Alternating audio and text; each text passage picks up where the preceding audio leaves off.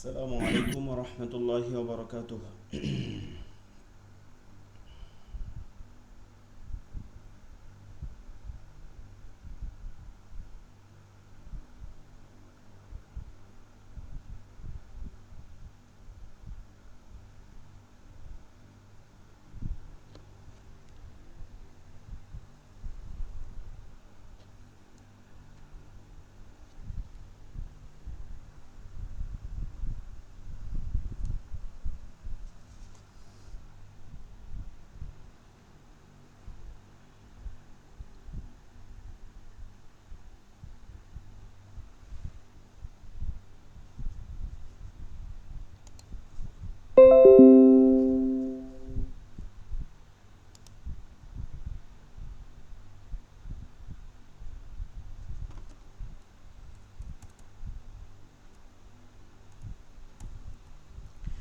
استغفر الله ربي من كل ذنب وأتوب إليه، لا حول ولا قوة إلا بالله العلي العظيم. استغفر الله ربي من كل ذنب وأتوب إليه، لا حول ولا قوة إلا بالله العلي العظيم. اللهم صل على محمد وعلى آل محمد كما صليت على إبراهيم وعلى آل إبراهيم إنك حميد مجيد. اللهم بارك على محمد وعلى آل محمد كما باركت على إبراهيم وعلى آل إبراهيم إنك حميد مجيد. أعوذ بالله من الشيطان الرجيم. بسم الله الرحمن الرحيم. رب زدني علما، رب زدني علما، رب زدني علما. رب يسر ولا تعسر وتمم علينا بالخير. رب اشرح لي صدري ويسر لي أمري واحلل عقدة من لساني يفقه قولي.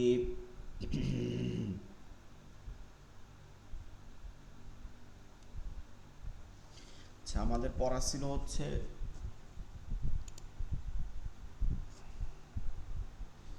Lecture number 3, নুক্তাওয়ালা হরফ এবং হরফের প্রকারভেদ। হরফের যে উচ্চারণ পদ্ধতি ছিল সেগুলো ছিল, যে হরফের প্রকারভেদ কেমন উচ্চারণ হবে। আপনাদের কি এই বিষয়টা বুঝতে পারছেন? জুলিয়াস ভাই, আপনার কি মুখস্থ হয়েছে এগুলো?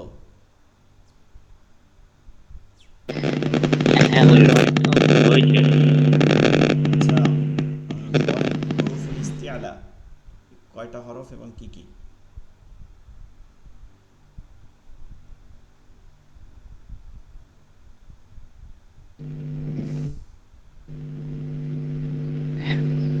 হ্যালো, জি, হ্যাঁ শোনা যাচ্ছে? হ্যাঁ, হরফে ইস্তিহার ৭টি: সোয়াদ, জোয়াদ, ত, জ,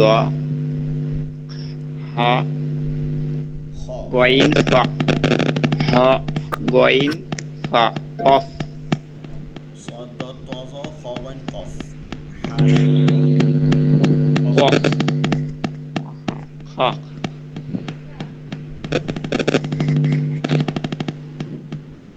জি, মাশাআল্লাহ।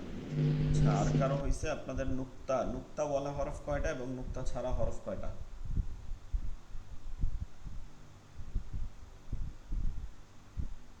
১৫টা নুক্তাওয়ালা আর নুক্তা ছাড়া ১৪টা। জি, মাশাআল্লাহ। মোহাম্মদ শাহাবুদ্দিন ভাই, হরুফুল ইস্তিআলা কয়টা এবং কি কি?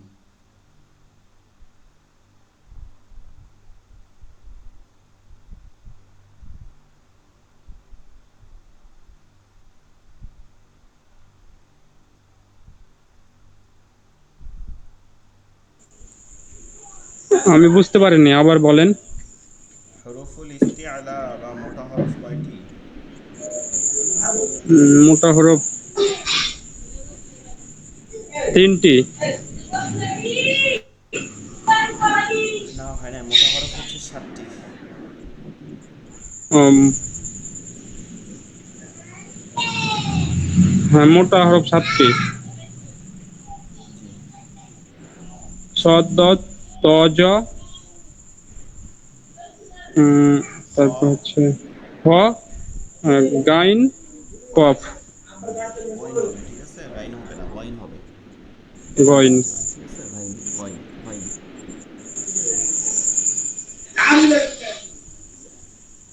আচ্ছা, জাফির ইলিয়ান। বলো। আসসালামু আলাইকুম। সৎ। আপনাকে ওয়ালাইকুম আসসালাম। আচ্ছা, তুমি ক্লাস করছো? কত ক্লাসে? আমার পরীক্ষা ছিল। আচ্ছা ঠিক আছে, তুমি বলো। তুমি পড়ছো মোটা হরফ কয়টা উচ্চারণ হয়?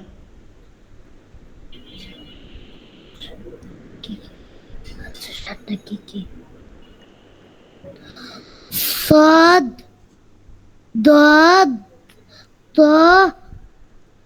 আইন, জ, জ, ত, আইন, খ, গইন, কফ। খ, গইন, কফ। জি মাশাআল্লাহ। বুঝতে পারিনি।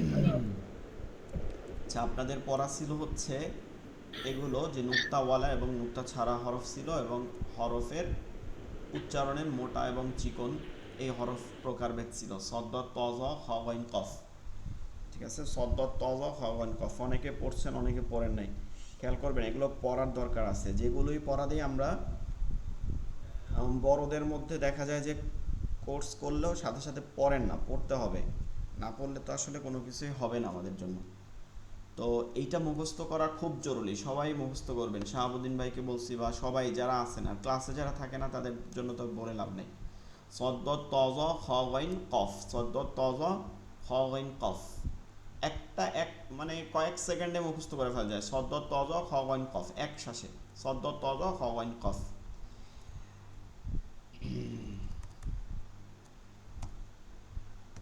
জি, জুলিয়াস ভাই পড়েন তো এখান থেকে।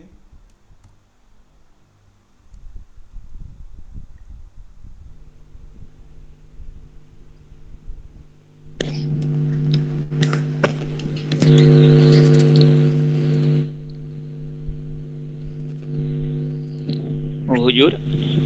জি, এখান থেকে পড়েন। হ্যাঁ, আমি হুজুর পড়ছি। মানে আমার এখানে দুটো হরফ, একই হরফের জন্য আমি একটু সমস্যা মনে হচ্ছে। প্রথমে যে হরফটা আছে এটা, আর নুনের নিচে যেটা। জি, নুনের নিচে একই আছে, নুনের উপরে যেটা আছে নিচে এটা একই আছে। এটা হ্যাঁ, হচ্ছে গোলহা, এটা গোলহা আছে। ঠিক আছে, গোল। গোলহার একটা রূপ আছে এটা। আ- জি। আহা, ত, হামজা, ক, কাপ, জাল, নুন, আল, আলিফ, হুম। গইন, ওয়াও, খ,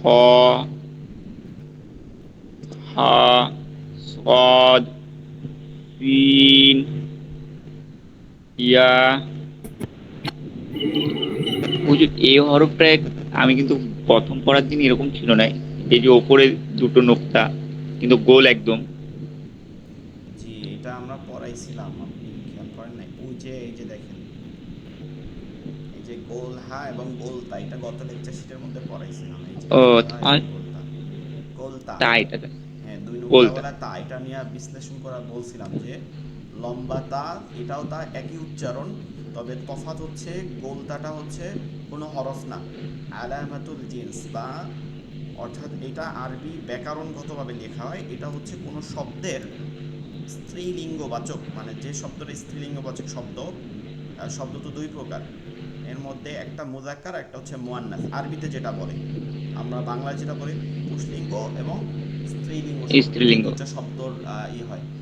তো যেমন ফাতিমা, আয়েশা বলছিলাম, এগুলো খেয়াল করছিলেন কিনা, এই সকল শব্দের শেষে গোলতা থাকে, গোলতা দ্বারা ওই শব্দকে চিহ্নিত করা হয়। এখন এগুলো আয়াতের মধ্যেও থাকে গোলতা। এখন গোলতা যদি আপনি মিলাইয়া পড়েন, মানে আয়াতের মাঝে থাকে, তখন গোলতাকে সাধারণ তায়ের মতো উচ্চারণ হয়, সাধারণ তা, লম্বা তা যেটা আছে। শুধুমাত্র আয়াতের শেষে থাকলে এবং এখানে থামলে, এই তায়ের উপরে যদি আমরা থামি, তখন এই গোলতাটা গোলহা হয়, তবে লম্বাতা লম্বাতাই থাকে, কিন্তু গোলতাটা গোলহা হয় থামলে, থামার ক্ষেত্রে। এবং গোলতা দিয়ে আসলে কোনো মাদ হয় না, কোনো জজম বা তাসদিদ হয় না গোলতার উপরে। কারণ কি, গোলতাটা শুধু একটা আলামতের চিহ্ন হিসাবে, একটা চিহ্ন আলামত হিসাবে ব্যবহার হয়, কিন্তু এইটা কোনো মানে ভিন্ন কোনো শব্দ গঠন করতে পারে না। মানে এই তাটা কোনো সময় শুরুতেও থাকে না, মাঝেও থাকে না কোনো শব্দের। কারণ কি, এটাটা মূল তা না, এটা একটা শব্দের আলামত বা চিহ্ন হিসাবে এই শব্দের শেষে থাকে। তো এটা কেমন হয়, গোলহার উপরে দুই নুক্তা থাকে, যখন জবরজের পেশ পাবো তখন লম্বা তায়ের মতনই উচ্চারণ হবে। শুধুমাত্র আয়াতের শেষে গিয়া যখন এটা থাকে, তখন আয়াতের শেষে এখানে জজম দিতে হয়। তো জজম দেওয়ার ক্ষেত্রে ওই যে বললাম, গোলতা কখনো জজম বা তাসদিদ গ্রহণ করে না, মানে এটা থাকে না, এই কারণে তখন গোলতাটা গোল হা হয়ে যায়, গোল হা হয়। ঠিক আছে, তো এইটা হচ্ছে গোল তা, গোল তা। এবং এইটা বলার সময় অবশ্যই আমরা বানান করার সময় সবসময় গোল তা, গোল শব্দটা ব্যবহার করব, লম্বা তায়ের ক্ষেত্রে লাগবে না, শুধু তা বলবো। কিন্তু গোল তায়ের সাথে সবসময় বলবো কি, গোলতা, ইয়া গোলতা। গোলতা। মিম, তা, হা, জদ, বদ, জদ জাল, বলা যাবে না কোনোভাবেই, জদ, বদ। হ্যাঁ, দাল, সিন, ওয়া, ঝা, সিন, শিন, তা, এটাও শিন, ওইটাও শিন, উচ্চারণ দুইটা একই, শিন। শিন, সা, হ্যাঁ, কফ, লাম, আইন, জ, হা, জিম, খ, খ নুক্তাটা খ, কোথায় আছে? ওপরে আছে, জি, খ। জিম। শাহাবুদ্দিন ভাই পড়েন।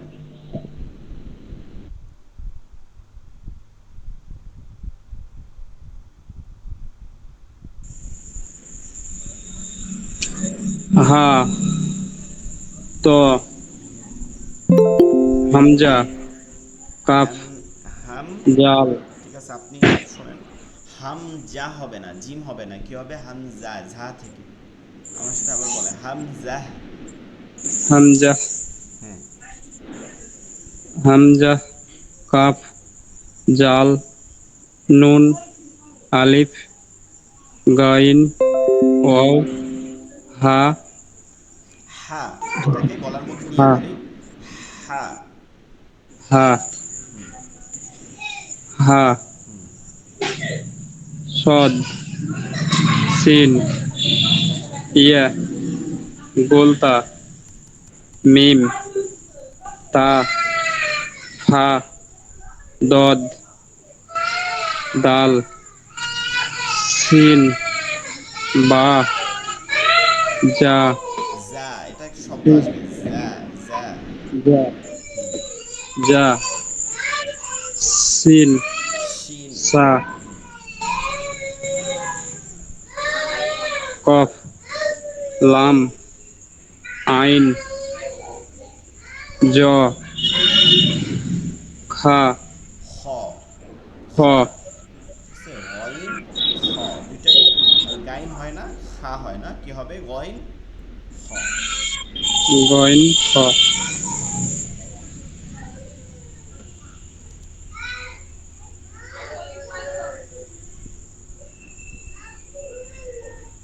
আচ্ছা, জাফির, জাফি রেয়াল পড়ো। হা ত জিম হামজা হামজা। কাফ জাল নুন আলিফ গইন ওয়াও। ওয়াও। ওয়াও হা হা صاد سين يا قلتا ميم تا فا ضاد دال شين با زا سين تا قاف لام عين ظا خا জিয়াফি তুমি আমার সাথে বলো, ঠিক আছে? আমার সাথে সাথে বলবা, আমি বলবো তারপরে তুমি বলবা। বলো হা।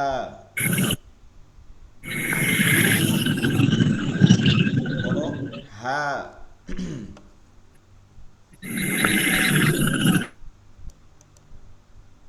আচ্ছা, শুনতে পাচ্ছি না, বুঝতে পারে নাই। তুমি মাইক্রোফোন অন রেখেই বলো আমার সাথে সাথে হা।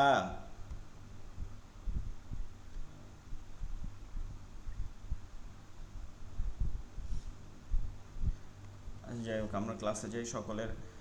আপনারা যারা ছিলেন কি যেন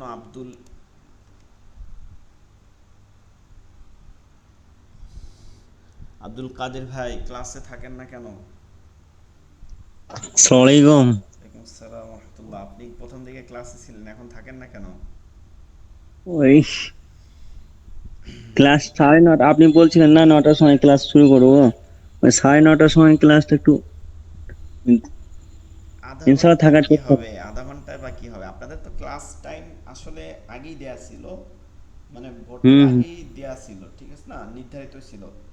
আর আমি চেষ্টা করছিলাম 9:30, আমার আমার একটা ক্লাস থাকে 9টা থেকে 10টা বাংলাদেশ টাইমে। ও তো এই কারণে আমি ক্লাস শেষ করে এই ক্লাসে ঢুকি। আমার ক্লাস থাকে, আমার আলাদা, মানে জবের জন্য ক্লাস শুরু হয়েছে, এটা ছিল না আগে। এজন্য তখন ও চিন্তা করছিলাম।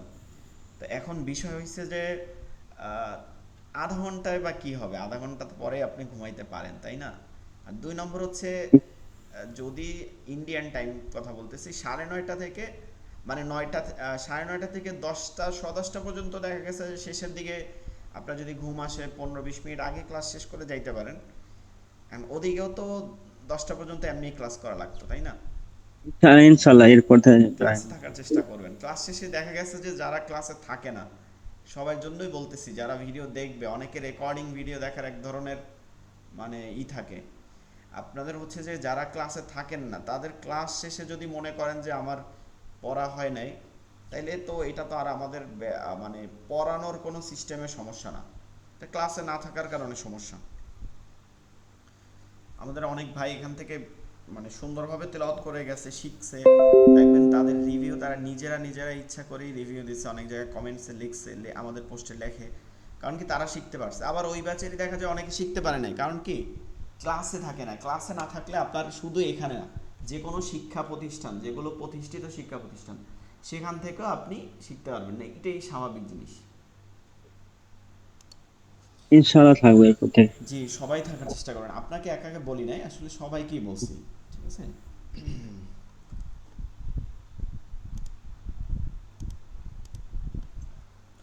লেকচার নাম্বার 4, সহজ মানে হরফ উচ্চারণের পার্থক্য। আমরা সব থেকে ভুল করি এখানটায় হরফের ক্ষেত্রে। যেমন ধরেন, আলিফকে আপনি কখনোই বা বলবেন না, বা বাকে নুন বলবেন না, বা তাকে আপনি সা বলবেন না। আমাদের ভুলটা কোথায় হয় সেটা হচ্ছে, যেমন যেমন ধরেন বাংলার মধ্যে, হ্যাঁ, বাংলার মধ্যে আমরা কি করি, লিখতে গেলে শব্দের বলার সময় তো আসলে উচ্চারণের সময় বাংলা অনেক কিছু উচ্চারণ একই হয়। তালেবস্বর উচ্চারণ যা করি, দন্তস্বর উচ্চারণ তা করি, মূর্ধন্যস্বর উচ্চারণ কি তাই করি। তো লেখার ক্ষেত্রে যেই লিখতে দেওয়া হয় তখন দেখা যায় যে কোনখানে মূর্ধন্যস্ব লিখবো, কোনখানে দন্তস্ব লিখবো, এখন আমরা মানে গোলাই যাই। ঠিক কোরআন শরীফ পড়ার ক্ষেত্রে লেখার থেকেও তো পড়াটা মানে ইম্পর্টেন্ট হয় কোরআন শরীফ পড়ার ক্ষেত্রে, কারণ আমরা সব তেলাওয়াত করি। তো আমাদের সমস্যাটা হয় কি, ওই একই রকম যে উচ্চারণের মানে কাছাকাছি যেগুলো হয়, উচ্চারণের তফাৎ আছে অবশ্যই, কোনোটাই একই রকম না, কিন্তু যেগুলো ওই একই ধরনের মনে হয় এগুলোতে আমরা ভুল করি। আর এগুলো ভুল করাটাই হচ্ছে লাহনে জালি বা বড় ভুল, বা এগুলোর কারণেই নামাজ হয় না বা অন্যান্য ইবাদত হয় না। এগুলোই সহি শুদ্ধ শেখার মানেই হচ্ছে এগুলো। তো আমাদের দেখা যায় যে আমরা যারা সেপারা বা অন্যবারা যেভাবে পড়ি কায়দা পদ্ধতিতে, ওইখানে আমাদেরকে এই হরফগুলোকে বিশেষভাবে পড়ানো হয় না। নর্মালি আমরা আরবি হরফ আলিফ থেকে ইয়া পর্যন্ত 29টা হরফ পড়ানো হয়, কিন্তু এই 29টা হরফের মধ্যে যেই হরফের সমস্যাগুলো আছে ওগুলোকে যদি আমাদেরকে ধরাইয়া পড়ানো হইতো তাইলে আমরা আরও সহজভাবে মাথায় ঢুকাইতে পারতাম যে এই হরফের মধ্যে উচ্চারণের তফাৎ আছে। তো আমাদের চিন্তাভাবনা ওভাবে যে যেন আপনি এগুলো তফাৎটা মনে রাখতে পারেন, তখন আপনি পড়তে পারবেন যে কোনটা সিন আর কোনটা শিন। হ্যাঁ, উচ্চারণের তফাৎটা কেমনে বুঝবেন। তো আজকে পড়াটার এটা হচ্ছে একটা যে হরফ উচ্চারণের পার্থক্য, হরফের যে উচ্চারণ আছে তার যে পার্থক্য আছে সেগুলোকে আমাদেরকে চিহ্নিত করতে হবে।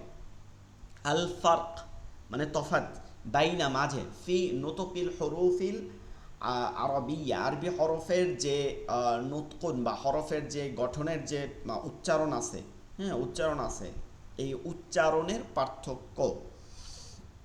হরফের নামের উচ্চারণের পার্থক্য সমূহ আমরা হরফের নাম বা হরফের যে গঠন আছে সেইটার উচ্চারণের পার্থক্য এখানে আমরা শিখব। যেমন আমাদের সব থেকে ভুল হয়, যেমন ধরেন ইহদিনাস সিরাতাল মুস্তাকিম, এখন অনেকেই পড়ে যে ইহদিনাস সিরাতাল মুস্তাকিম, বা তাল অনেকে না পড়লে এরকম পড়তেছে যে ইহদিনাস সিরাতাল মুস্তাকিম, এই যে মুস্তাকিম পড়তেছে তাকে ত বানায় ফেলতেছে, পুরো শব্দের অর্থ পরিবর্তন হয়ে যাবে। এরপরে ধরেন সূরাতুন নাসরে আমরা অনেকেই এখানে ভুল করি যে ইযা জাআ নাসরুল্লাহি ওয়াল ফাতহ, এই যে নাসরুল্লাহ, নাসরুল্লাহ অর্থ আল্লাহর সাহায্য, আর নাসরুল্লাহ শব্দের অর্থটা খারাপ দিকের অর্থ প্রকাশ করে নাসরুল্লাহ।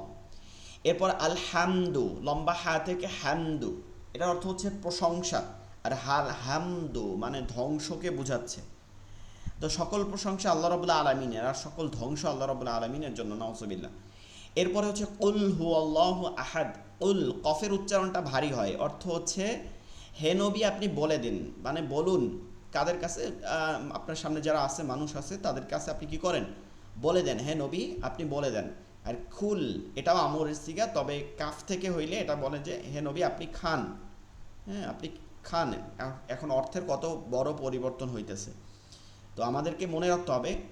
যেমন সিরাত শব্দের অর্থ হচ্ছে, আমরা বলি না সিরাত নবীজির সিরাত, সিরাত শব্দের অর্থ হচ্ছে যে তার জীবনের যে চলার যে গুণগুলো আছে এগুলো বর্ণনা করা সিরাত, ঠিক আছে। একটা বলে হচ্ছে নাবির সিরাত, আর একটা হচ্ছে মিলাদ, এরকম দুটো অংশ ব্যবহার করে, একটা হচ্ছে তার জন্ম বৃত্তান্ত আর একটা হচ্ছে তার জীবন বৃত্তান্ত, জীবনে তিনি যা করছেন এইসব বিষয়।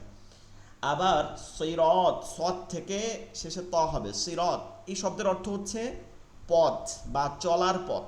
আমরা বলি না একটা ভালো পথে সে চলতেছে, এই যেই পথে আসলে হাঁটা যায় না কিন্তু চলে মানুষ, সেই পথ। তরিক, তরিক অর্থ রাস্তা, যে পথে চলে। আর সিরাত যেটা হচ্ছে রাস্তা না তবে চলা হয়, ঠিক আছে, ভালো পথ বা মন্দ পথ যেটা বলি। এখন আপনি দেখেন ইহদিনাস সিরাত আর ইহদিনাস সিরাত কত পরিমাণে অর্থের পরিবর্তন ঘটে যাবে। এর জন্য আমাদেরকে এই বিশেষভাবে হরফের তফাতগুলো, মানে আমাদের ভুল কিন্তু ওখানে হবে না যে আলিফকে আপনি হামজা পড়বেন বা আলিফকে আপনি বা পড়বেন, বাকে তা পড়বেন, তা কিন্তু হবে না। হবে কি, একই রকমের কাছাকাছি হরফের উচ্চারণের তফাতগুলো আমরা মিলিয়ে ফেলব। তো আমরা এখান থেকে জোরে জোরে উচ্চারণ করে করে মুখে মুখে পড়ব, বিশেষ করে শাহাবুদ্দিন ভাই যেহেতু নতুন ভর্তি হয়েছেন আপনিও পড়বেন, কিন্তু সকলেই জোরে জোরে আপনার উচ্চারণ আপনি যেন কান থেকে শুনেন, এরপর আমরা আবার জিজ্ঞাসা করব। প্রথমত ডান দিকের উপরে এই যে ডান সাইডে আমরা হরফের দুই রকম পড়ছি, একটা হচ্ছে হরফ চিকন হরফ 22টা আর মোটা হরফ 7টি, সদ তজ খ গইন কফ। তো এই হরফটা চিকন, তা তা তা তা। এই হরফটা হচ্ছে মোটা, তটা। ত উচ্চারণের তফাৎ কি? এটা চিকন, এটা মোটা। ত তা ত তা ত তা ত। এরপরের উচ্চারণ হচ্ছে হা এবং হা, দুইটা হা। আরবিতে দুইটা হা আছে, তবে উচ্চারণ দুইটা না, মানে উচ্চারণ এক না, উচ্চারণ পৃথক। একটা হচ্ছে গোল হা যেটা আছে, এটা একদম বাংলা হয়ের মতন বলতে পারি আমরা, একদম উচ্চারণ বাংলা হ। এখন হ যদি কেউ গলার মধ্যে নিয়ে পড়েন তাহলে তার ভুল আছে উচ্চারণে, কিন্তু এই হটা গলার মধ্যে যাবে না। সিংহ যেভাবে গর্জন করে সেভাবে এই হয়ের উচ্চারণের মধ্যে গম্ভীরতা রাখতে হবে, হ হ। লম্বা হা হচ্ছে গলার মধ্যে নিয়ে পড়তে হবে ফিসফিস আওয়াজে, হ্যাঁ হ্যাঁ হ্যাঁ হ্যাঁ।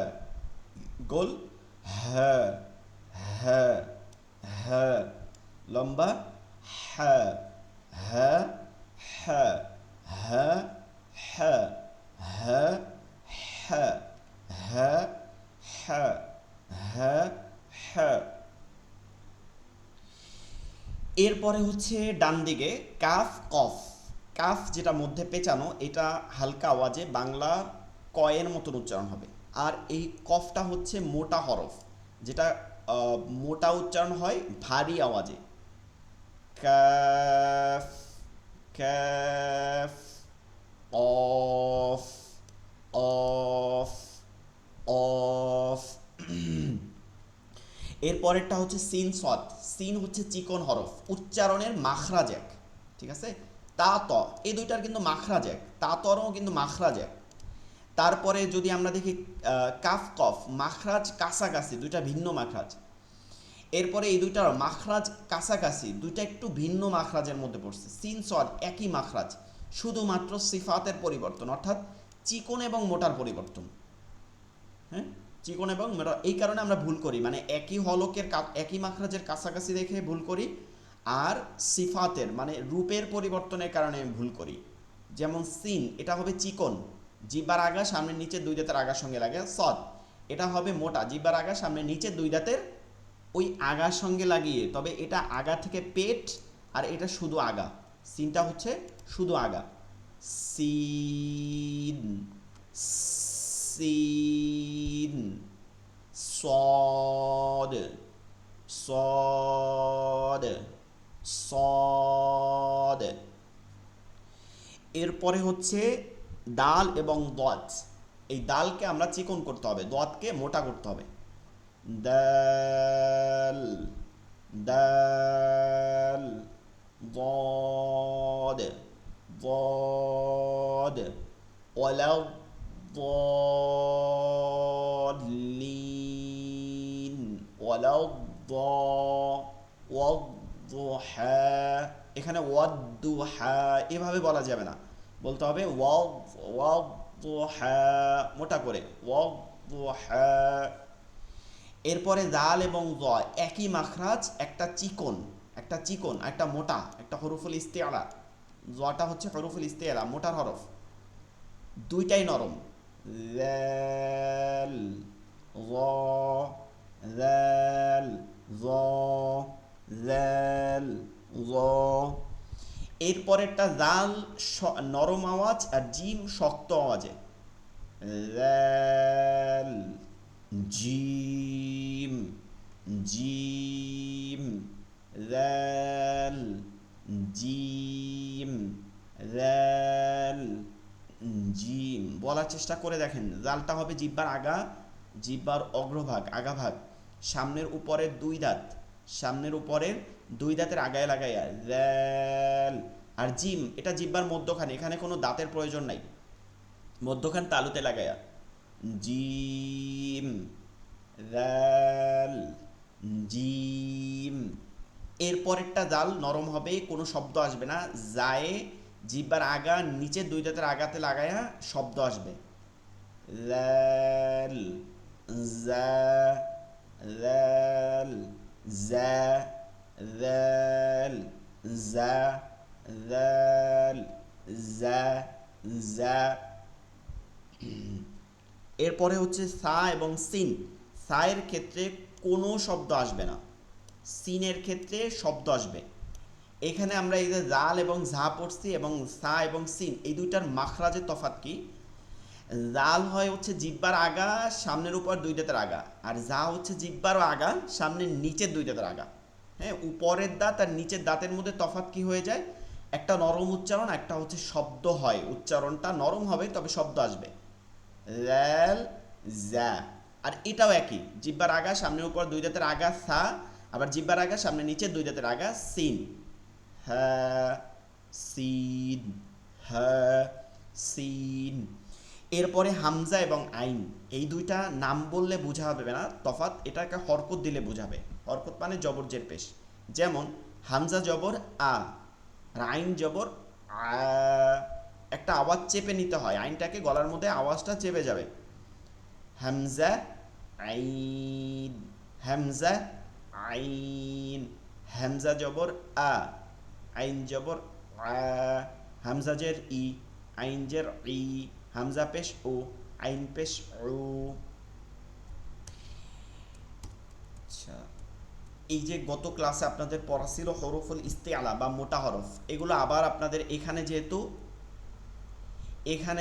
এখানে চিকন আর মোটা হরফ আছে, এর জন্য আবার আপনাদেরকে অনেকে পড়েন না, এর জন্য আবার মোটা এখানে স্মরণ করাই দেওয়া হয়েছে যে হরফুল ইস্তিআলা বা মোটা হরফ 7টি, সেগুলো হচ্ছে এগুলো সদ, তজ, খ, গইন, কফ। এগুলো অবশ্যই আমাদেরকে মুখস্থ করতে হবে। সদ, তজ, খ, গইন, কফ, সদ, তজ, খ, গইন, কফ। এরপরে আপনাদেরকে যেগুলো আমি এতক্ষণ মুখে বললাম সেগুলো আমি লিখে দিয়েছি, যেন আপনারা মানে দেখে দেখে পড়ার ক্ষেত্রে নিজেরাও ঘরে বসে এগুলো জোরে জোরে পড়তে পারেন দেখে দেখে। প্রতিটা হরফের ওই যে জোড়া হরফগুলোকে ভেঙে ভেঙে আপনার করে দেওয়া হয়েছে, মানে লিখে দেওয়া হয়েছে। যেমন আমরা যেটা পড়ছিলাম যে ত, এটা মোটা হরফ, এই যে লিখে দেওয়া হয়েছে মোটা মোটা আওয়াজে, মোটা আওয়াজে ত। এবং তা হরফের উচ্চারণ, মানে হরফের উচ্চারণটা কেমন হবে? পার্থক্য হচ্ছে চিকন আওয়াজে। পার্থক্য কি? চিকন আওয়াজে, এটা মোটা আওয়াজে, এটা চিকন আওয়াজে। তা, ত, তা, ত, তা। আপনারা এইখানটা দিয়া, উপরের ওইটা তো মনে থাকবে না, এখানটা দিয়া বাংলা ধরে ধরে পড়বেন। যেমন মোটা আওয়াজে ত, চিকন আওয়াজে তা, ত, তা। এরপরে র, এটা হচ্ছে নরম ও মোটা আওয়াজে র, র, র। এবং এটা হচ্ছে নরম ও চিকন আওয়াজে, নরম এবং চিকন আওয়াজে র্যা। দুইটার মধ্যে দেখেন নরম শব্দটা কিন্তু আছে, তার মানে এটার মাখরাজ এক, জিব্বার আগা সামনের উপর দুই দাঁতের আগার সঙ্গে, কিন্তু এইটা মোটা হবে, এটা চিকন হবে র, লা। এরপরে কফ, এটা কি? হরফের উচ্চারণ মোটা ও ভারী আওয়াজ, ভারী আওয়াজ রাখতে হবে ক, অ, অফ। আর এইটা হচ্ছে হরফের উচ্চারণ, পার্থক্য হচ্ছে কি হরফের আওয়াজটা হবে হালকা আওয়াজে, হালকা। কাফ, কাফ, অফ, কাফ, অফ, কাফ, অফ, কাফ, দজ। এই উচ্চারণের ক্ষেত্রে খেয়াল করতে হবে হরফের উচ্চারণ মাখরাজ অনুযায়ী। মাখরাজ কি? মাখরাজ অনুযায়ী এখানে অনেক বড় মাখরাজ দেখে লিখে দেওয়া হয় নাই। মাখরাজটা হচ্ছে জিব্বার গোড়া, গোড়া, গোড়া ভিতরের দিকে যেটা আছে এই দুই পাশ, এবং উপরের ওই যে ভিতরের দিকের উপরের যে মাড়ির দাঁতগুলো আছে এই দাঁতের গোড়ায় লাগবে। ঠিক আছে, জিব্বার গোড়া, উপরের মাড়ির দাঁতের গোড়া, জিব্বার গোড়া, উপরের মাড়ির দাঁতের গোড়া, দুই পাশেই জিব্বার গোড়া উপরের মাড়ি দাঁতের গোড়ার সঙ্গে লাগায়া উচ্চারণটা হবে কি মোটা এবং নরম আওয়াজে দদ, দদ, দদ, দাল। এই হরফের উচ্চারণ হচ্ছে, এটার মাখরাজ হচ্ছে জিব্বার আগা, বিপরীত জিব্বার আগা, উপরের দুই দাঁতের গোড়ার সঙ্গে লাগায়া উচ্চারণটা হবে শক্ত এবং চিকন। দেখছেন বিপরীত, এটা নরম, মাখরাজের কারণে নরম হয়ে গেছে এবং এটার উচ্চারণটা কি হবে নরম এবং মোটা, আর এটা হচ্ছে চিকন এবং শক্ত। দাল দাল দাল দাল। এরপরে এই যে উচ্চারণটা আছে আমাদের জন্য হা এবং হা দুইটা, এই যে গোল লম্বা হা আছে হলকের, এটা যে হবে হলকের মধ্য হতে, হলক হচ্ছে গলার মধ্যে থাকে কণ্ঠনালী, এই হলকের মধ্যখান আওয়াজকে চাপ দিয়ে, হলকের মধ্যখানে কি করতে হবে আওয়াজকে চাপ দিব, আমরা হা বলার সময় চাপ দিব, বাংলা হা বলার সময় চাপ দিয়ে নিয়ে যাব এবং হালকা আওয়াজে উচ্চারণ করব ফিসফিস করে হ্যাঁ হ্যাঁ হ্যাঁ হ্যাঁ হ্যাঁ। এবং গোলহার উচ্চারণের সময় হলকের শুরুর ভাগ হচ্ছে বুকের দিকে থাকে, নিচের দিকে থাকে, ঠিক আছে, হলকের শুরুর ভাগ এবং আওয়াজটা কি করতে হবে গম্ভীর আওয়াজে, গম্ভীর আওয়াজে বলতে হবে হ্যাঁ হ্যাঁ হ্যাঁ হ্যাঁ হ্যাঁ।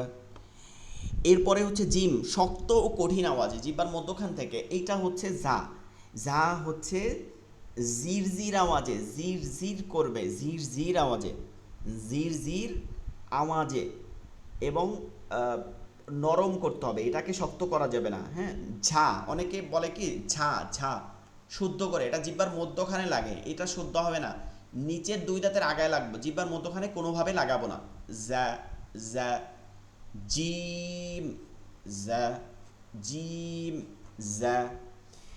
এরপরে তিনটা হরফ এখানে দিয়ে দেওয়া হয়েছে, তিনটা এক কোটেশনের মধ্যে তিনটা হবে। একটা হচ্ছে সা হচ্ছে উচ্চারণ, জিহ্বার আগাটা দুই দাঁতের আগার সঙ্গে লাগাইতে হবে। হরফের উচ্চারণ পার্থক্য হচ্ছে নরম আওয়াজে, কোনো শব্দ আসবে না, হ্যাঁ হ্যাঁ হ্যাঁ। এবং সিন উচ্চারণ হবে সির আওয়াজে, মাছ যেভাবে কড়াইতে তেলের মধ্যে দিলে, গরম তেলের মধ্যে দিলে যেমন সির হয়ে ওঠে শব্দ আসে, ঠিক তেমন আওয়াজ হবে। আরও বলতে পারি প্রেশার কুকার যেভাবে শব্দ আসে ঠিক ওভাবে আওয়াজ করতে হবে এবং চিকন আওয়াজে, একই রকম সির আওয়াজই হবে, তবে এটা মোটা আওয়াজে সৎ। মাখরাজ কিন্তু একই, জিহ্বার আগা সামনের নিচের দুই দাঁতের আগার সঙ্গে লাগায়া। সিন صاد হ্যাঁ সিন صاد। এরপরে আইন, নরম এবং চিকন আওয়াজে, নরম এবং চিকন আওয়াজে চাপ দিয়ে, গলার মধ্যে চাপ দিয়ে, হলকের মধ্যে চাপ দিয়ে। আর এটা হচ্ছে হলকের শুরু হইতে, পার্থক্য হচ্ছে শক্ত এবং গম্ভীর আওয়াজে। এটাকে জবরজের পেশ দিয়ে আমরা পড়ার চেষ্টা করব, তাহলে হবে। যেমন আ ই উ আ ই উ। হামজার উচ্চারণটা স্বরে আয়ের মতন হয়, কিন্তু আইনের উচ্চারণটা গলার মধ্যে নিয়ে পড়তে হবে। আ ই উ আ ই উ। বা দুই ঠোঁট, যে দুইটা ঠোঁট আছে আমাদের, এই দুই ঠোঁটের ভেজা অংশ, মানে ভিতরের যে অংশটা যেখানে আমরা ভেজলিন বা লাগাই না, সবসময় ভিজা থাকে ভিতরের অংশটা, এই অংশ হতে চিকন আওয়াজে, অংশটা এই ভিজা দুইটা জায়গায় লেগে যাবে চিকন আওয়াজে। যেমন আমরা স্বাভাবিক বা বলি, বা যেটা বা বা বা, তবে ওয়াইয়ের ক্ষেত্রে হবে দুই ঠোঁট গোল করে চিকন আওয়াজে। এটা হচ্ছে বা, এটা হচ্ছে ওয়া, ঠোঁট গোল করে ওয়া বা ওয়া বা ওয়া। আমরা জবর জের পেশ দিয়ে যদি দেখি, বা জবর বা, বা জের বি, বা পেশ বু, ওয়াও জবর ওয়া, ওয়াও জের উই, ডাব্লু ই, উইকে আপনাকে ঠোঁট গোল করে বলতে হবে উই, ডাব্লু ই, উই। বা পেশ বু, হ্যাঁ বয়রস্যকারে বু, কিন্তু এই ওয়াও পেশ হবে বু বলবো, বয়রস্যকারে বু বলবো ঠোঁট গোল করে, ঠোঁটের মধ্যে একটু ফাঁকা রেখে, ভু ভু ভু ভু ভু। আমাদের এই লেকচার শিটে এই পর্যন্তই পড়া থাকবে। আচ্ছা আচ্ছা, একজন পড়েন, আব্দুল কাদের ভাই পড়েন, ধীরে ধীরে তা তফাৎ করে করে পড়েন। জি। তো হ্যাঁ কা হ্যাঁ, পরের হাঁটা, হ্যাঁ, হ্যাঁ কা কফ সিন صاد دال ضاد زال ظا زا زيم زال زاء سا سين همزة عين জি মাশাআল্লাহ। জুলিয়াস ভাই পড়েন।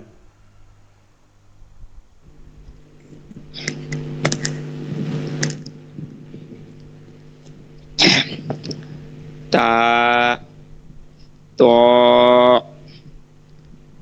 হাম হা হা হুম, কফ কাফ কা কাফ, কাফ কফ সিন صاد দাল জাদ আবার জদ, দদ, বাসায় বসে দ কোরআনকে ধরে পড়বেন বেশি বেশি, দদ দদ দদ, ঠিক আছে, অভ্যাসটা দদ করতে হবে। জি জা জদ জ জা জিম জা জাল ঝা সা সিন হামজা হামজা, টানতে যাবে হামজা না। আইন শাহাবুদ্দিন ভাই পড়েন।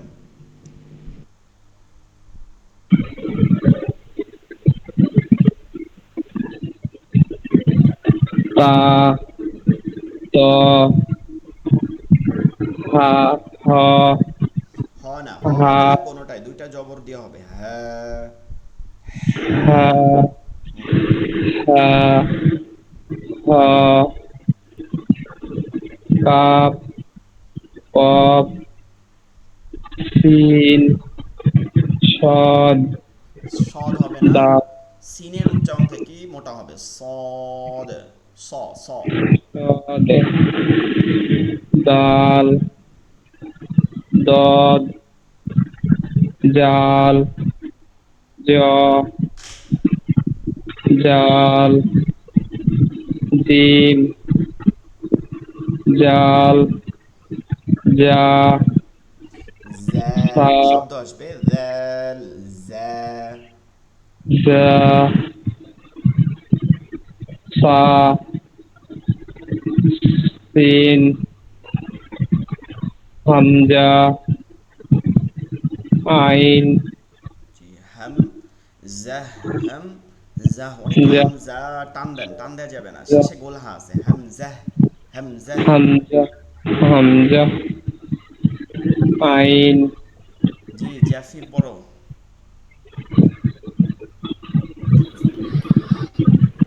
তা ত হা হ্যাঁ, হা হ্যাঁ, দুইটাই দুইটা গলার মধ্যে যাবে না, একটা বলো হা, হা হ্যাঁ, হা কাফ কফ সিন صاد دال ضاد زال ظا হ্যাঁ, দুইটা দুইটা এরকম, এই জাল জ এরকম হবে না, জিব্বার আগা চেনো তুমি? জিব্বার জি সামনের দিক যেখান থেকে আমরা একদম জিব্বা দেখে কি করি, খাই দাই যেখানে, এখানটা উপরের দুই দাঁত, উপরের দুইটা দাঁতে লাগাইয়া নরম আওয়াজে, কোনো শব্দ আসবে না, ঠিক আছে, কোনো শব্দ আসবে না। দাল, ল। হুজুর, তুমি আমার তো উপরের ওই দুইটা দাঁতই নাই। ও আচ্ছা, ঠিক আছে, তো তাহলে পড়ো, সমস্যা নাই। আচ্ছা, জাল, জিম, জাল, জা, সা, সিন, হামজা, না, হামজা না, আইন, ওই যে আমরা ই করে বলছি না গম্ভীর আওয়াজে সিংহের মতন গোল হা, সেটা দিয়ে বলতে হবে হামজা, ঠিক আছে, গম্ভীর করে। হামজা, হ্যাঁ, যেন সবাই ভয় পায়, হামজা। হামজা, হ্যাঁ, আইন। আইন। জি। আচ্ছা, মাশাআল্লাহ, সকলের এই পড়াটা থাকবে, ঠিক আছে, সকলে এইটা সুন্দর করে পড়বেন।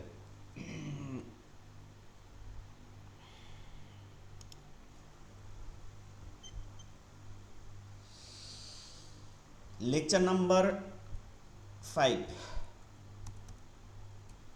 আপনাদেরকে অনেকে জিজ্ঞাসা করছেন ভর্তি হওয়ার সময়, এটা আমাদের একটা থাকে যে দুইটা ক্লাস থাকবে লেখার, মানে লেখার পদ্ধতি। অনেকে দেখা যায় যে আরবি লিখতে চান, একটা একটা নিতে, আর একটা হচ্ছে এটা আমাদের আরবি লেখার বিষয় না, মানে ক্লাস না, কিন্তু আমাদের দেখা যায় যে আমরা পড়ি কিন্তু মানুষে পড়তে পারি না। কোরআনের মধ্যে যখন যায় বা কোনো একটা দোয়া আসে, হাদিস আছে, তখন আমরা পড়তে পারি না। এটার মূল কারণ হচ্ছে যে আমরা লেখার যে পদ্ধতিটা ওইটা জানি না, কারণ লেখার পদ্ধতি তো আমাদেরকে কোরআনের মধ্যে লেখা থাকে, আমাদের এরকম না যে কোরআনের মধ্যে আলিফ বা তাসা এভাবে লেখা থাকে, তাই না? লেখা থাকে হচ্ছে আলিফ বা তাসা, ওইটার একটা সংক্ষিপ্ত রূপ আকারে যে লেখ্য পদ্ধতি ওভাবে থাকে। তো আমরা যদি একটু দুইটা ক্লাসে একটু লেখার চেষ্টা করি, এবং আমরা শুধু দুইটা ক্লাসে লেখা শিখাবো, কিন্তু পরবর্তীতে আপনি চাইলে লিখে লিখে আমাদেরকে দেখাইতে পারবেন, এবং আপনাদেরকে সাজেশন দিয়ে দেওয়া হবে যে কিভাবে কিভাবে লিখবেন, কোনটা সমস্যা আছে, চাইলে আপনি লিখে দিতে পারবেন। হোয়াটসঅ্যাপে গ্রুপে আপনি ছবি দিয়ে দিলেন, নাম সহকারে ছবি দিলেন, নিচে নাম লিখে দিলেন। তো এখন হচ্ছে লেখার পদ্ধতি যেটা, এটা দেখানো হবে, এরপরে বিস্তারিত লেখার পদ্ধতি আবার আরেকটা লেকচার শিটে দেখানো হবে। লেখার পদ্ধতি যদি আপনি লিখেন তাহলে আপনার পড়তে সহজ হয়ে যাবে, এটা বারবার আমি বলি। আপনি যদি হাত ঘুরাই লিখেন, আপনার ব্রেনের মধ্যে এই পদ্ধতিটা ঢুকে যাবে। আপনার সবাই লেখার চেষ্টা করবেন ধরে ধরে যে কোন পদ্ধতিতে লেখা হচ্ছে। তরিকা, ঠিক আছে, তরিকা বলি না আমরা, তরিকা অর্থ পদ্ধতি। কিতাবাতুল, কিতাবাত হচ্ছে লেখা, কিতাবাতুল হুরুফুল আরাবিয়্যা, কুতুব থেকে কিতাবাতুল হুরুফুল আরাবিয়্যা। একটা হচ্ছে যে আরবি হরফ লেখার পদ্ধতি বা তরিকা। আরবি হরফ হচ্ছে কয়টা? 29টি। এই আরবি 29টি হরফকে লেখার সুবিধার্থে 8 ভাগে ভাগ করা হয়েছে। এটা কোনোভাবেই যেন ভুল না হয় যে পড়ার পদ্ধতিতে 8 ভাগে ভাগ করা হয় নাই, কিন্তু লেখার পদ্ধতিতে। আপনি খাতায় কিভাবে হাত ঘুরাবেন ওই ঘুরানোর পদ্ধতিতে 8 ভাগে ভাগ করা হয়েছে। 1 নম্বরে 4 হরফ, এক পদ্ধতিতে 4 হরফ, 1 নম্বরে 4 হরফ। আপনারা একটা বাংলা খাতা নেবেন, চেষ্টা করবেন বাংলা খাতা, অথবা পেন্সিল দিয়ে খাতায় দাগ দিয়ে নিতে পারেন। এরপরে আপনাদের এটা লাগবে না যে 1 নম্বরে 4 হরফ, এভাবে না লিখলেও যদি আপনাদের সময় না থাকে 1/4, হ্যাঁ, এভাবে দিয়ে দিবেন, তাইলেই বোঝা যাবে 1/4। এরপরে আপনি লিখবেন আলিফ মিম ত ল, আলিফ মিম ত জ। আমরা আগে হরফগুলো পড়ি, তারপর লেখার পদ্ধতি দেখাইতেছি। আলিফ মিম ত জ, আলিফ মিম ত জ। 1 নম্বরে 4 হরফ, আলিফ মিম ত জ। 2 নম্বরে 5 হরফ, 2 নম্বরে 5 হরফ, বা তা সা ফা কাফ, বা তা সা ফা কাফ। 3 নম্বরে 3 হরফ, হা খ জিম, হা খ জিম। 4 নম্বরে 5 হরফ, রজা ওয়াও দালজাল, রজা ওয়াও দালজাল। 5 নম্বরে 4 হরফ, 5 নম্বরে 4 হরফ, সিন শিন সদ দত। 6 নম্বরে 3 হরফ, নুন কফ লাম। 7 নম্বরে 3 হরফ, হামজা আইন গইন। এবং 8 নম্বরে 2 হরফ। এই 2 হরফ কোনোটার সাথে মিলে না, এর জন্য এটা 8 নম্বরে রাখা হয়েছে, দুইটা 2 রকম, হা এবং ইয়া। লেখার পদ্ধতিটা 8 ভাগে ভাগ করা হয়েছে। লেখার পদ্ধতিতে এখানে আপনাদেরকে একটা র্যাক দিয়ে দেওয়া হয়েছে, দেখছেন এই যে র্যাকটা টেনে নেওয়া হয়েছে, এটাকে যদি আমরা সামনে টেনে নিই, ঠিক আছে, সামনে একদম সোজাভাবে টেনে নেই, মাউস যদিও সোজা যাবে না, তাইলে দেখবো আমরা এরকম একটা লাইন ধরবো। হ্যাঁ, এরকম একটা লাইন ধরবো, লাইনের এরকম একটা লাইন ধরলাম, এইটার শুরু থেকে উপরের দিকে, শুরু থেকে আলিফকে নিয়ে আসবো, নিচের দিকে একটু নিয়ে আসবো। এরপরে মিমের যে এই উপরের অংশটা, এটা মিমটা এভাবে উপরে রাখবো লাইনের, তারপর নিচে নিয়ে আসবো। এরপরে ত, ঠিক আছে, ত এটা নিচের অংশে নিয়ে আসবো, তারপরে উপর থেকে টান দিব, জ কি উপর থেকে একই টানবো, শুধুমাত্র নুক্তা দিয়ে দিব। এরপরে বা তাসা ফা কাফ, এটা যদি একটা লাইন ধরি, এই যে এই লাইনটা ধরি, এই লাইনটা লিখি, তাহলে বা যদি লিখতে হয় তাহলে এই ডাইন দিক থেকে উপর থেকে ধরবো, ডাইন দিক থেকে, তারপরে নিচে নিয়ে আসবো, এরপরে এই নিয়ে আসবো। এখন এটার উপরে নুক্তা দিবেন যেভাবে, নিচে এক নুক্তা দিলে হবে বা, উপরে দুই নুক্তা দিলে হবে তা, আপনি ভিন্ন ভিন্ন করেই লিখবেন, এখানে যেহেতু জায়গা নাই। উপরে তিন নুক্তা দিলে হবে কাফ। আবার এইটা কি, এইটা যেভাবে লিখছি, এইটার এই মাথাটা, এই মাথার যেভাবে শুরু করছি, মাথাটা একটা গোল করে তিনের মতন একটা টান দিয়ে, এভাবে তিনের মতন একটু টান দিয়ে গোল করে এটাকে সোজা নিয়ে আসলে এইটার উপরে নুক্তা দিয়ে দিলে হবে ফা। এবং লামের মতন উপর থেকে ধরবো, আলিফের মতন নিয়ে আসবো নিচে, নিয়ে এসে এখান থেকে আবার উঠাই নিব, এবং এটার ভিতরে এই দিক থেকে ধরে এই দিকে এরকম গোল দিয়ে দিলে এটা হয়ে যাবে কাফ। হা খ জিম, হা খ জিম, এইটা এই যে লাইনটা আছে, এই যে লাইনটা এই যে লাইনের মাঝখানে দেখছেন, এই লাইনটা টেনে নেবেন, দেখবেন এই যে লাইন, তাইলে এইটাকে উপরে ধরবো, এভাবে ধরে এই নিয়ে আসবো, তারপরে এই, ঠিক আছে, আবার দেখেন এই, তারপরে হচ্ছে এই। এখন এইটার যদি খালি থাকে তাহলে হা, নিচে এক নুক্তা থাকলে জিম, আর উপরে এক নুক্তা থাকলে খ। জিমের কখনো মধ্যে নুক্তা থাকে না, আপনাদেরকে যদি কেউ পড়াই থাকে তাহলে এটা ভুল করছেন, এটা ভালো করে মনে রাখবেন। জিমের কখনো নুক্তা নিচে মধ্যে থাকে না, নুক্তা হয় উপরে থাকে হরফের, না হয় নিচে থাকে, দুইটা অবস্থানে থাকে। এরপরে রজা ওয়াও দাল দাল, এর মধ্যে তিনটা, যেমন এই তিনটা একই রকম, সেটা হচ্ছে লাইনের এভাবে উপর থেকে ধরবো, তারপরে একদম নিচের দিকে নিয়ে আসবো, এটা র, এইটার উপরে এক নুক্তা থাকলে ঝা, আবার এই লাইনের উপরে এখান থেকে ধরবো, ধরে তিনের মতন এরকম গোল করে তারপর নিয়ে আসবো, এটা ওয়াও। আবারও এটা র এর মতনও ধরবো উপর থেকে, তবে এইটা নিচে নিয়ে আসবো ঠিকই, কিন্তু নিচে নিয়ে এসে আবার উপর দিকে নিয়ে আসবো, দাল উপরে এক নুক্তা দিলে জাল। সিন শিন সদ্বত, সিন শিন তিনটা দাঁত আছে, দেখবেন তিনটা দাগ আছে পরাপরে, এগুলোকে তিনটা দাঁত বলে। এই তিনটা দাঁত উপরে থাকবে, 1 2 3, এরপরে লাইনটা নিচে নিয়ে আসে আবার এখানে লাইনের উপরে নিয়ে আসবো। তিন নুক্তা থাকলে উপরে তিনটা বিন্দু থাকলে, এই যে নুক্তা, আমরা নুক্তা তো অলরেডি পড়ছি, তিন নুক্তা থাকলে শিন হয়ে যাবে। আবার সদ্দত কি করব, এই যে সদ্দত উপরে রাখতে হবে, কিন্তু এটাকে এইভাবে উপরের দিকে নিয়ে আসবো, গোল মাথা, তারপরে এখান থেকে টেনে নিয়ে এসে এই উপরে এক নুক্তা থাকলে দত।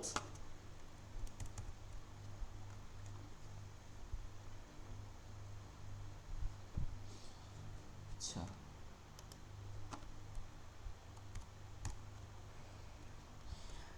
তারপরে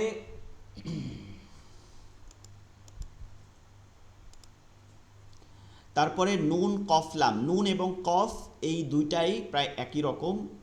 এইখান থেকে উপর থেকে ডান দিক থেকে ধরবো, ধরে এখান থেকে নিয়ে এসে আবার এখানে নিয়ে আসবো। আচ্ছা, এটা বড় হয়ে গেছে, আবার খেয়াল করেন, এই দিক থেকে নিয়ে এসে এই দিকে নিয়ে আসবো, ঠিক আছে, ও ঠিক মাঝ বরাবর যদি নুক্তা দিই তাহলে নুন, আর এই দিক থেকেই তাই তিনের মতন এভাবে গোল করে নিয়ে এসে এভাবে নিয়ে আসবো, তাহলে এটা হচ্ছে কফ। আর উপর থেকে আলিফের মতন টান দিয়ে এখানে নিয়ে আসবো লাম। হামজা আইন গয়ন, হামজা এই দুয়ের বিপরীত, এই দিক থেকে উপরের অংশটা থাকবে, তারপর নিয়ে আসবো হামজা, আর এইটাই উপরের অংশটা রেখে এই দিক থেকে নিয়ে এসে আবার উঠাই নিয়ে আসবো, তাইলে আইন, এবং উপরে নুক্তা দিলে গয়ন। গোলহা, এই গোলহা একদম আপনি উপরেই রাখবেন, ঠিক আছে, ডাবের মতন এই ধরে এই। এরপর ইয়ার এই মাথার অংশটা উপরে রাখবেন আর নিচে একটু টান দিয়ে নিয়ে আসবেন, ঠিক আছে? হামজা এর মতন মাথার অংশ রাখবেন, নিচে 2 নুক্তা দিলেও না দিলেও ইয়া, না দিলেও ইয়া। পূর্ণ হরফ লেখার ক্ষেত্রে নুক্তা দিলেও ইয়া, না দিলেও ইয়া।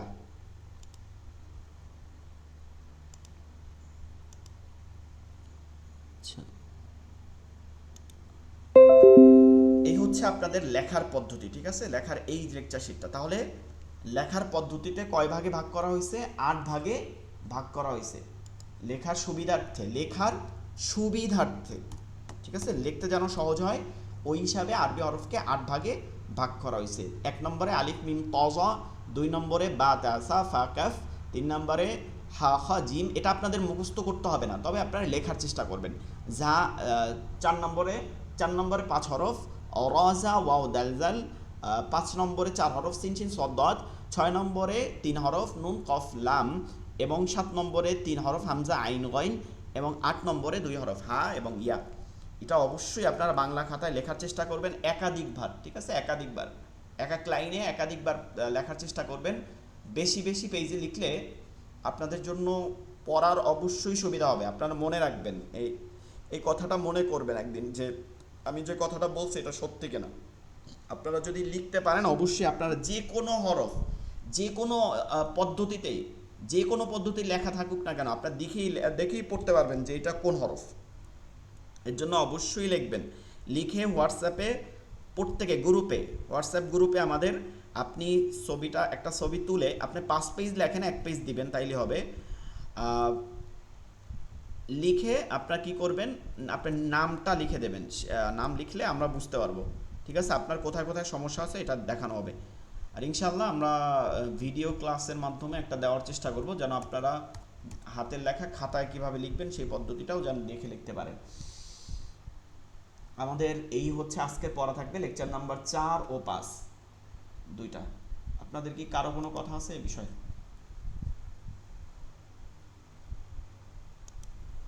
জি না।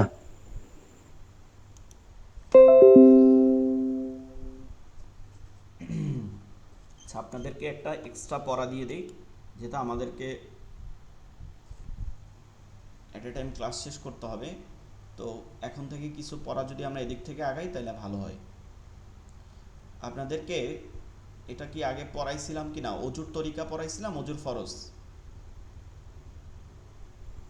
পড়িয়েছিলেন মনে হয় একবার। পড়াইছিলাম। যাই অজুর হোক, ফরজ পড়াইছেন। আজকে একটু আবার পড়াই দিই, যেহেতু ভুলে গেছি। আগামী ক্লাস ইনশাল্লাহ এটা পড়া নেব। পড়াইছে আমার এটা মনে আসে। অজুতে 4 ফরজ, মানে 4টি ফরজ আছে। 1 নম্বর হচ্ছে সমস্ত মুখমণ্ডল ধৌত করা। মুখমণ্ডল ফেসকে বোঝাচ্ছে। চুলের গোড়া থেকে থুতনি, এক কানের লতি থেকে অন্য কানের লতি, এর মধ্যে কোনো জায়গায় শুকনো থাকতে পারবে না অজুর ক্ষেত্রে। 2 হাতের কনুই সহ ধৌত করা। 2 হাতের যে কনুই আছে এই থেকে একদম আঙ্গুলের আগা পর্যন্ত ধৌত করতে হবে। মাথা মাসেহ করা, মাথা পানি নিয়ে হাত থেকে যে ফালাই দেওয়ার পরে, ঝাড়া দেওয়া যাবে না, ঝাড়ি কথাটা বলবো না এখানে, শুধু ফালাই দিতে হবে। এরপরে হাত যতটুকু ভিজা থাকবে ওইটাই মাথার মধ্যে মাসেহ করতে হবে। এরপরে হচ্ছে 2 পায়ের টাকনু সহ, টাকনু বা গোড়ালি যেটা আছে ওইটার উপর থেকে পায়ের নিচ পর্যন্ত ধৌত করা। এটা হচ্ছে অজুতে 4 ফরজ। অজু করার তরিকা এইমাত্র আমরা পড়ছিলাম না, তরিকতুল কিতাবা, ও যে তরিকা পদ্ধতি, এইটাই হচ্ছে পদ্ধতি। এই পদ্ধতিটা হচ্ছে সুন্নত পদ্ধতি, রাসূল সাল্লাল্লাহু আলাইহি সাল্লাম যেভাবে আমল করতেন। এর মধ্যে 1 নম্বর, অজুতে নিয়ত করা সুন্নত। অজুর ক্ষেত্রে নিয়ত করা কি সুন্নত, অর্থাৎ যে অজু করে সে কিন্তু নিয়ত করেই নেয়। অজুতে নিয়ত করা সুন্নাত। বিসমিল্লাহ পড়া সুন্নাত, বিসমিল্লাহির রহমানির রহিম বা বিসমিল্লাহ এতটুকু অংশ পড়তেই হবে, সুন্নাত। 2 হাতের কবজি সহ 3 বার ধোয়া সুন্নাত। এখন অজুতে নিয়ত করা সুন্নাত। নিয়ত কিন্তু যিনি আরবি তিনি আরবিতে করবেন, যিনি বাংলা তিনি বাংলায় করেন। আবার বাংলা ভাষাভাষী হইলে আরবি করা যায়, কোনো সমস্যা নাই, কিন্তু আমরা অতদূর যাব না। যেমন আরবি নিয়ত হচ্ছে নাওয়াইতু আন আতাওয়াদ্দা লিরাফইল হাদাসি ওয়াস্তিবাহাতাল লিসসালাতি ওয়া তাকাররুবান ইলাল্লাহি তাআলা। এই পর্যন্ত আমরা এগুলো পড়াবো না, এগুলো কঠিন হয়ে যাবে। মনে রাখতে হবে নিয়ত অন্তরে করাই হচ্ছে সুন্নত পদ্ধতি বা ফরজ পদ্ধতি, দুইটাই। মুখে এতটুকু বলতে পারি যে আমরা পবিত্রতা হাসিলের জন্য উজু করিতেছি, পবিত্রতা হাসিলের জন্য অজু করিতেছি, এরপরে বিসমিল্লাহ, শুধু বিসমিল্লাহ বলাই যথেষ্ট। এরও আলাদা দোয়া পাওয়া যায় কিছু কিছু বইয়ের মধ্যে, যে বিসমিল্লাহিল আলিয়্যিল আযীম আলহামদুলিল্লাহি আলা দীনিল ইসলাম আল ইসলাম হক ওয়াল কুফরু বাতিল আল ইসলাম নূর ওয়াল কুফরু যুলমা। এতটুক লাগবে না, আমরা শুধুমাত্র বিসমিল্লাহ পড়ব। তারপর প্রতি হাত ধৌত করার সময় হাদিসের মধ্য থেকে দোয়া পাওয়া যায় প্রতি হাত ধৌত করার সময়। তা না বলে আমরা প্রত্যেকবার ধৌত করার সময় শুধু বিসমিল্লাহ বলার চেষ্টা করব, বিসমিল্লাহ। দুই হাতের কবজি সহ 3 বার ধোয়া সুন্নাত, একসাথে 3 বার মিসওয়াক করা সুন্নাত। মিসওয়াক আমরা অনেকেই চিনি, একটা লাঠির মতন হয়, যেটা 1 কবজি পরিমাণে হইতে হবে। যেটা কি হইতে হবে? 1 কবজি মানে 1 বিঘা যেটাকে বলে, হ্যাঁ, এইটা পরিমাণে হইতে হবে। তারপরে 3 বার মিসওয়াক করা সুন্নাত, 3 বার কুলি করা সুন্নাত, এরপর 3 বার নাকে পানি দেওয়া সুন্নাত, সমস্ত মুখ 3 বার ধোয়া সুন্নাত। সমস্ত মুখ মানে মুখমণ্ডল 3 বার ধোয়া সুন্নাত, একবার ফরজ আদায় হয়ে যাবে এর মাধ্যমে। ডান হাতের কনুইসহ 3 বার ধোয়া সুন্নাত, একবার ফরজ আদায় হয়ে যাবে। বাম হাতের কনুইসহ 3 বার ধোয়া সুন্নাত, একবার ফরজ কি হয়ে যাবে? আদায় হয়ে যাবে। 2 হাতের আঙ্গুলি খিলাল করা, মানে 1 হাতের আঙ্গুলি আরেক হাতের আঙ্গুলির মধ্যে ঢুকিয়ে ঘষাঘষি করাকে আঙ্গুলি খিলাল বলা বলে। সমস্ত মাথা একবার মাসে করা সুন্নাত, সমস্ত মাথা একবার মাসে করলে 4 ভাগের 1 ভাগ যেটা ফরজ ছিল সেটা আদায় হয়ে যাবে। 2 কান যেটা আছে, এই 2 কান মাসে করা সুন্নাত। গর্দান মাসে করা হচ্ছে সুন্নাত বলবো এখানে মুখস্থ করা রাখার জন্য, কিন্তু মুস্তাহাব। এরপর হচ্ছে ডান পায়ের টাকনু সহ 3 বার ধোয়া সুন্নাত, একবার ফরজ আদায় হয়ে যাবে। বাম পায়ের টাকনু সহ 3 বার ধোয়া সুন্নাত। 2 পায়ের আঙ্গুলি খিলাল করা সুন্নাত। 2 পায়ের আঙ্গুলি ওই যে হাতের বাম হাতের আঙ্গুল দ্বারা এক পায়ের একটা আঙ্গুলের মধ্যে ঢুকায় মাসে করতে হবে, এটাকে সুন্নাত বলছে। আপনারা চেষ্টা করবেন আমাদের এই ভিডিও লেকচার শীটটার শেষের দিকে ভালো করে দেখে তরিকাটা মুখস্থ করে নিতে, ঠিক আছে? মুখস্থ করে নিতে। আমরা ইনশাআল্লাহ তরিকাটা আগামী ক্লাসে ভিডিও ক্লাসের মাধ্যমে দেখাবো ইনশাআল্লাহ। আমরা অবশ্যই সকলে উপস্থিত থাকব ভিডিও ক্লাসের মাধ্যমে, কিভাবে এই যে পদ্ধতিটা করা যায়, কোন কোন পদ্ধতিতে আমরা অজুটা করতে পারি, এটা একদম ভিডিও আকার দেখাবো, যেটা আপনারা অজুটা সহিভাবে করতে পারেন। একটা জিনিস খেয়াল করবেন, আপনাদের প্রতিদিনের ক্লাস আমাদের রেকর্ডিংয়ের থেকে যায়, কিন্তু আমরা ওই ধরনের ডিভাইস ইউজ করি যে আপনাদের প্রতিদিন কে কতটুকু সময় ক্লাসে উপস্থিত ছিলেন এবং কে থাকেন না, এটা আমাদের প্রত্যেকটা ক্লাসের মধ্যেই থেকে যায়, ঠিক আছে? প্রত্যেকটা ক্লাসের মধ্যেই থেকে যায়। আমরা যদি ইন ফিউচারে কখনো সার্টিফিকেট দেই, যারা ক্লাস করে নাই তাদেরকে সার্টিফিকেট আমরা অবশ্যই দিব না। যারা ক্লাস করছে, পড়াটা ঠিক মতন পড়ছে ক্লাসগুলো, তাদেরকেই আমরা কেবল সার্টিফিকেটের আওতায় আনবো। এভাবে আমরা তালিকা করে রাখবো ইনশাআল্লাহ। এভাবে দেখেন, এখানে আপনারা ভিডিওর মধ্যে দেখে নিতে পারবেন কে কোন ক্লাসে কতটুকু সময় ছিলেন। আল্লাহ তাআলা আমাদেরকে কোরআনের নাজ নিয়ামত পাওয়ার জন্য যথাযথভাবে কোরআনের ক্লাস করার মতন তৌফিক দান করুক। আমিন। ওয়া আখিরু দাওয়ানা আলহামদুলিল্লাহি রাব্বিল আলামিন। আসসালামু আলাইকুম ওয়া রাহমাতুল্লাহি ওয়া বারাকাতুহু।